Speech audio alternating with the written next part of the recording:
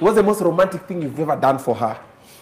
I do so many things. Napendanga watch soap operas.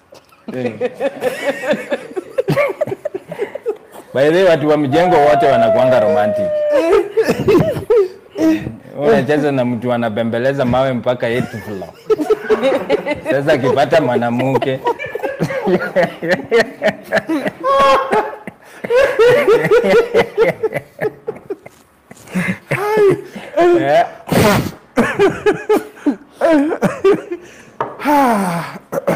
Okay. What's the most romantic thing you've ever done for her? Sasa mfunga macho. Oh, ushaimfunga macho. Nikamsurprise. Na Sikitamba. alinifunga macho, akanipeleka kwa yadi ya gari niende nione Mercedes. Alafu akanirudisha kwa nyumba. That is the most romantic. Ilikuwa Mercedes Benz. Ngoja, but uliona Mercedes ndio? Aliona. Niliona akaniambia basi raundi hii Mercedes lazima uone. Mimi nikadhani ananinunulia. Ati unajua huko kwetu Mercedes hazipitangi. Sasa leo ati sasa ushaona turudi. Ile msurprise na vitu kama hizo God pia anaona huyu yenyewe anataka. Another one nishaenda airport nikajaribu kulipa ndege nikaambiwa insufficient. Ukaambiwa? Insufficient amount. Airport gani? Yaani nilienda kulipa nikauliza bei. Anaenda kulipa flight. Tunafika kwa Jambo Jet hana pesa. Anajaribu kulipa hakuna balance kwa M-Pesa. Ati hiyo alikuwa amenileta kwa airport nione. Fake it until you make it. Yangu, fake it until you make it. So hiyo ndio romantic, yenyewe ni romantic.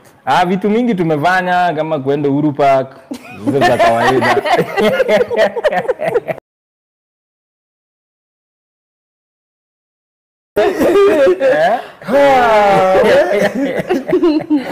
Tumefanya vitu mingi sana.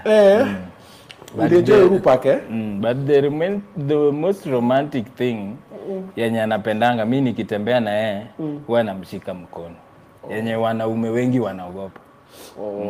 Wao uogopi. I'm proud of her. Hata kama sometimes hajui kutembea kwa barabara vizuri basi. Hajui kupita barabara. Unarudi magari zinamshtua. Wewe unamshika tu mkono. Okay. When was the last time you told her I love you? Hata jana. Si ndio nilikwambia? Uliniambia. Na wewe? Nilijibu back. Ulijibu aje? Si nilijibu tu hiyo venye mtu akisema I love you. Then unasema me too. Naona najiforce. Ulijibu me too. Hiyo me too yako mbona ni kama umeiforce by the way? Si kujibu hivyo juu alikuwa hiyo I love you ilikuwa ya kusema apologize kitu walinifanyia. So mimi nikasema tu najua. Alikwambia I love you ukasema najua.